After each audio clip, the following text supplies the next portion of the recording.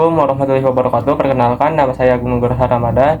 Saya dan teman-teman saya akan mempresentasikan kelompok PAI ya guys ya. 3. Memelihara lisan. A. Pentingnya menjaga lidah. Lidah atau lisan bisa dikatakan sebagai bagian anggota tubuh yang sangat berharga. Betapa tidak melalui lisan yang tidak tertata muncul pertengkaran dan perselisihan. Lisan juga bisa membuat malapetaka yang besar, bahkan pembunuhan yang tidak terkira akibatnya. Selanjutnya, penggunaan lisan yang tidak terjaga menjadikan perang yang menimbulkan korban jiwa, mulai dari hitungan yang kecil sampai mencapai ribuan, bahkan jutaan. Sebaliknya, melalui lisan juga muncul berbagai macam kedamaian, kesejukan, cinta, dan harapan yang tersamai di lubuk jiwa untuk satuan, puluhan, ribuan, jutaan, bahkan miliaran umat manusia. Masih banyak manusia yang tetap memelihara harapan, meski kondisinya memprihatinkan dan mengenaskan, karena masih percaya kepada janji-janji yang disampaikan. Misalnya melalui lisan para nabi dan rasul dalam bentuk wahyu atau suhuf. Saat ini masih banyak dijumpai manusia beriman dengan segala plus minusnya. Karena itu kita semua, termasuk sebagai pelajar, harus tetap rajin belajar dan sungguh menuntut ilmu, meskipun di sekitar kalian muncul berbagai macam berita dan informasi negatif tentang kondisi negara dan dunia yang semakin mengkhawatirkan akibat problema yang semakin menumpuk.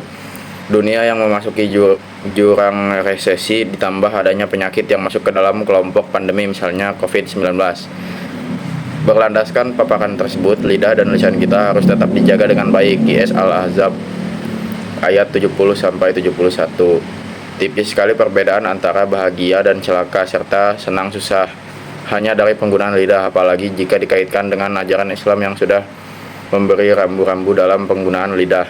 Kita diingatkan oleh Allah SWT dengan firman-Nya, yakni yauma tashhadu alaihim alsinatahum wa aydihim wa arjuluhum bima kanu ya'malun. Artinya, pada hari ketika lidah, tangan, dan kaki mereka menjadi saksi atas mereka terhadap apa yang dahulu mereka kerjakan. QS An-Nur ayat 24.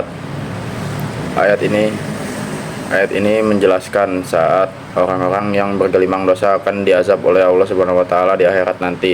Mereka membantah dan mengingkari perbuatan buruk mereka, maka anggota tubuhnya menjadi saksi. Lidah, lisan, tangan, dan kaki mereka akan menjadi saksi dan menceritakan dengan rinci apa saja yang mereka lakukan sehingga tidak bisa berdalih lagi. Bahkan di ayat lain, khususnya di Quran surat Yasin, lisan dan mulut akan dikunci, termasuk diingatkan juga bahwa lisan itu adalah anugerah Allah. Kita semua dapat berbicara atas karunia-Nya, lalu kenapa disalahgunakan? Perhatikan isi kandungan Quran surat Fussilat ayat 21. Al-yauma naktimu ala afwahihim wa tukallimuna aydihim wa tashhadu arjuluhum bima kanu yaksibun. B. Lisan antara fitnah, ghibah, dan buhtan. Penggunaan lisan yang tidak pada tempatnya mengakibatkan 3 hal, yaitu fitnah, ghibah, dan buhtan, yang menjerumuskan diri sendiri, pihak lain, bahkan sampai level negara dan dunia. Mari kita pahami kenapa itu terjadi.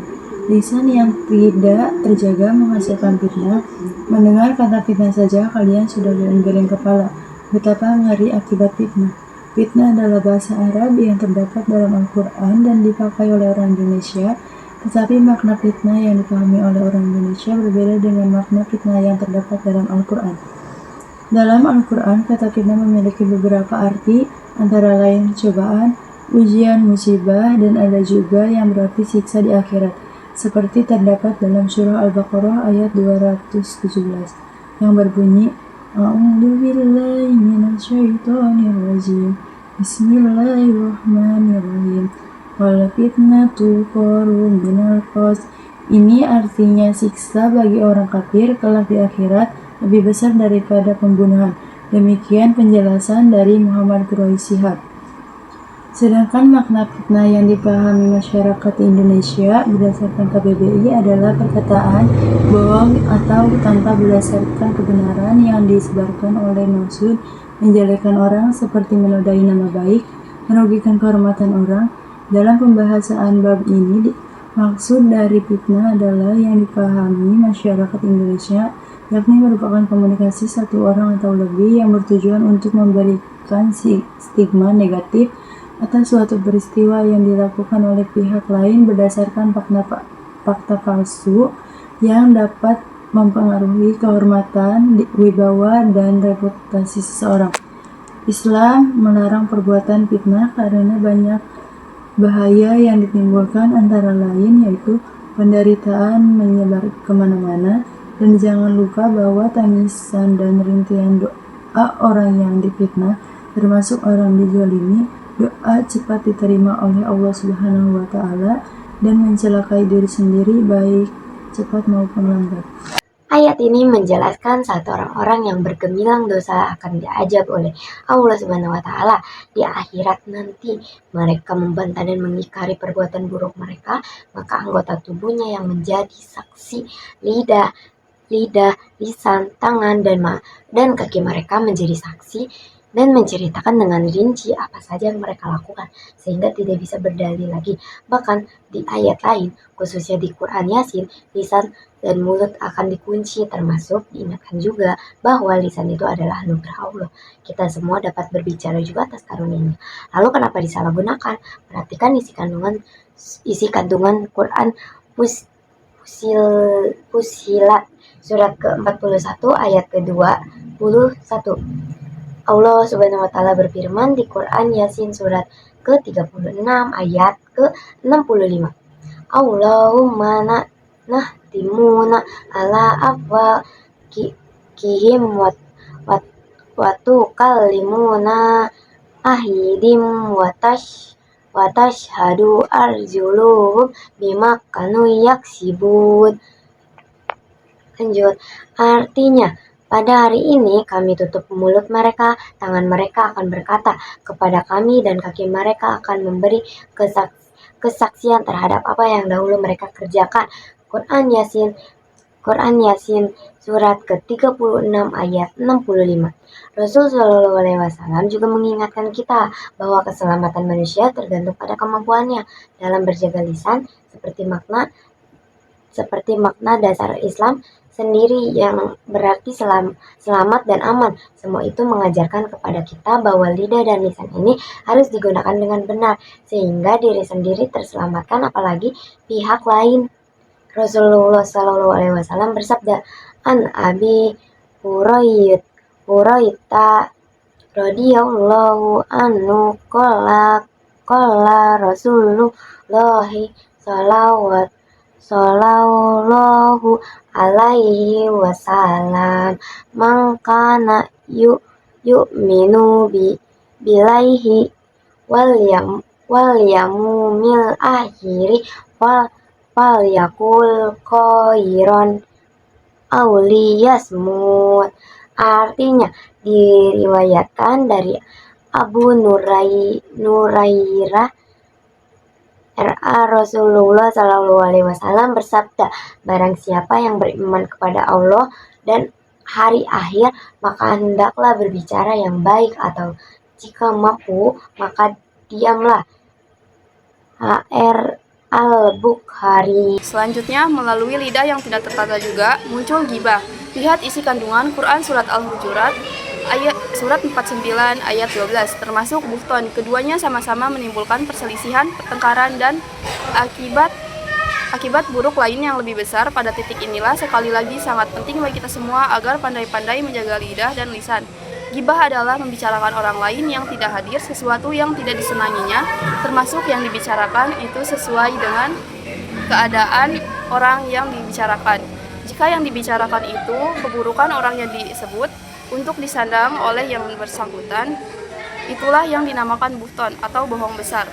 Hadis berikut ini menambah pemahaman kita tentang ketiga istilah tersebut. An Abi Hurairah anna Rasulullah sallallahu alaihi wasallam qala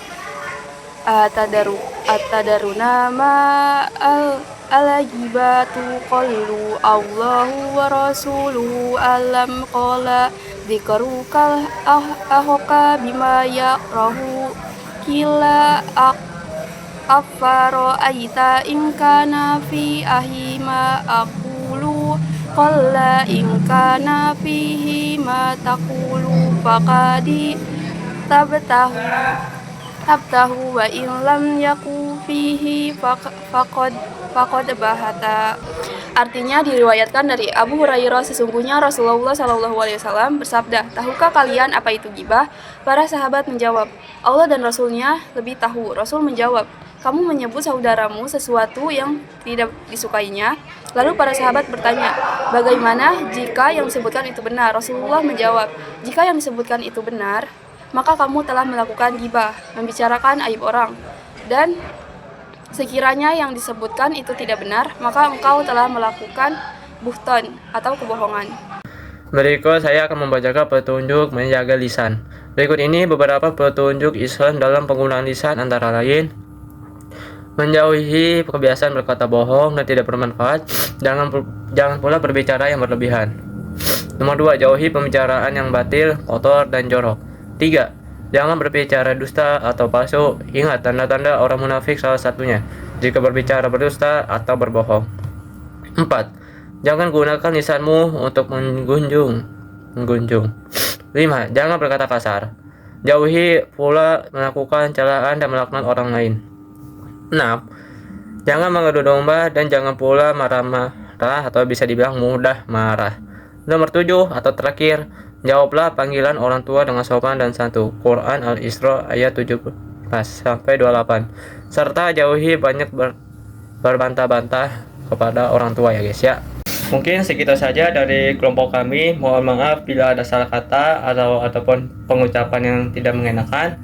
Wassalamualaikum warahmatullahi wabarakatuh.